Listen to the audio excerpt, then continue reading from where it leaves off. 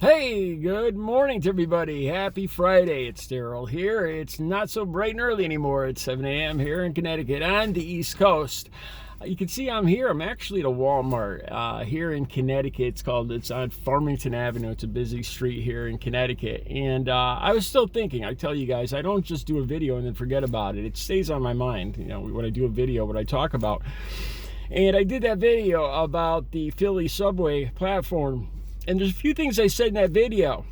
And on my way here this morning, I'm driving on this busy road, and I remembered an incident with an altercation. And I wanted to share that with you guys because I want to keep it real, as the young people today say. Man, I sound so old. I'm going to be 58 in a couple of weeks. I'm going to share this with you, and I make mistakes, and I'm going to share that with you. You probably will never hear me talk about, I've talked about how I've been in a lot of altercations, and that's true, and that's not something I'm bragging about. And when I talk about it, I always talk about more than likely when I have lost or been on the losing end of a fight. I don't think you'll ever hear me talk about when I have won or prevailed in an altercation, a Donnybrook, a fisticuffs, so to speak. You won't hear me talk about that because it's not something I'm proud of. It's not something that made me feel good, and there's no point in sharing it with you guys. I don't want to share how to hurt people in my videos. My point is to how to avoid getting hurt. It really is what I want to share. So you won't hear me talk about times I've won, and believe it or not, I have been on the winning side a few times. Anyway, okay, this was about 17 years ago, because the clinic, the methadone clinic that I was going to 17 years ago is right down the street from here. I go by it when I go shopping here every day. And there were people pulling in there this morning. And it reminded me of an incident that a lot of times I forget these things. I forget, so many things have happened in my life. I forget a lot of them. And it reminded me of this incident, and I want to share it with you because I was the stupid guy in this incident. I was I was the guy that I always complain about. This is what happened. Like I said, it was just when I first started going to the clinic, and I've told you guys that when I first started going there, when I first got clean and sober, I had a very hard time with my emotions because my emotions were stuffed down. I didn't feel my emotions like love, hate, anger. I didn't feel them for years. And when I first got clean and sober, I had a hard time controlling my emotions. I've told you guys before, I would cry watching a freaking dog food commercial. I swear to God. I would get angry, furious at the drop of a hat for no reason at all. I had a very hard time for the first, I'd say at least probably about 10 months when I was getting clean and sober, controlling my emotions and my temper. So this one morning I was pulling in to the clinic. I was going there every day. I hadn't gotten any take-homes yet, as they call them. And there was a car in front of me, and it's a very busy highway. There was a car in front of me pulling in, and he stopped right in the entrance to talk to another car that was pulling out. So they were completely blocking the entrance, and I was stuck with my back end hanging out on this too busy 4-lane highway, 5 or 6-lane highway, actually, in some areas. It's a very busy highway that leads into Hartford, and this time of day, there's just a mad rush going into Hartford. So I just freaked out. And in the last video, I talked about IAN ZIERING and how, it annoys me that some people get so upset just because they have to wait in traffic. And that was me.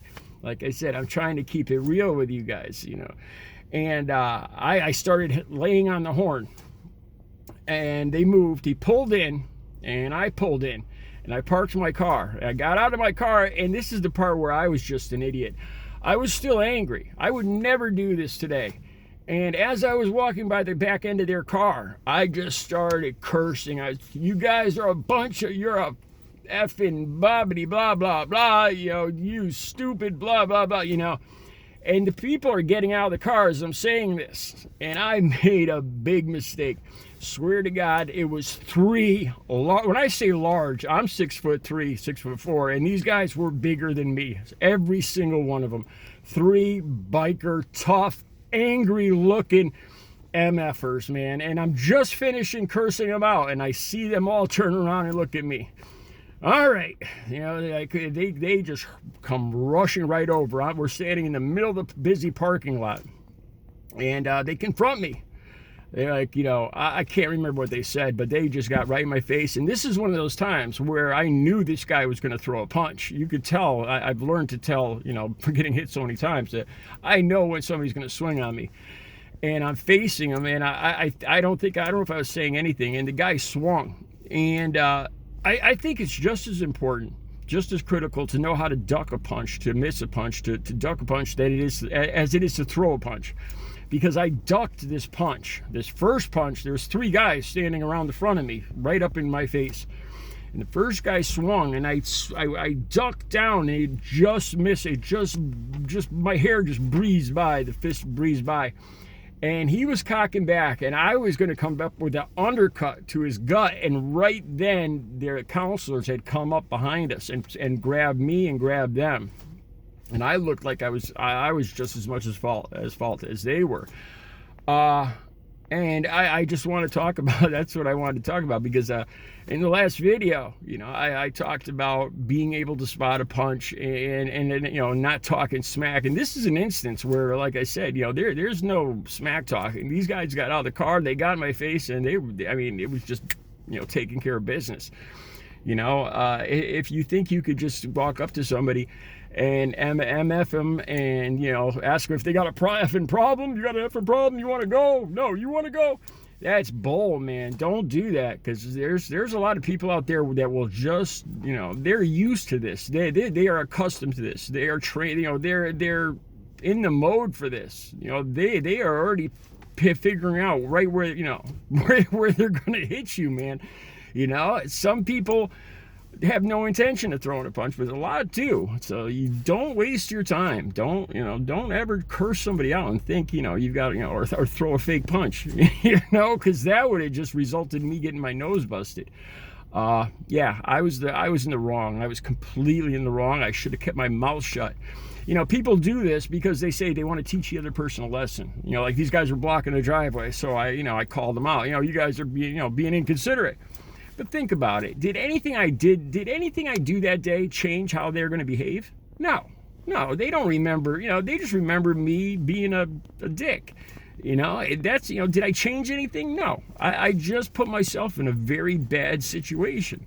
It's a lesson learned. You know, sometimes you got to just let things slide, and other times keep your mouth shut. And if it's dealing with your car or traffic, let it go, man. You know, a parking space, getting somewhere 5 minutes earlier, whatever, even a scratch on your car, it's not worth spitting your teeth out. Believe me, it's happened to me. You know, or getting your nose busted or getting stitches. It's not worth it, man, or far worse. You know, just walk away, man. You know, cars can be fixed a lot easier than your face can. That's the truth. All right, I'll be back later with another video. You guys have a great Friday.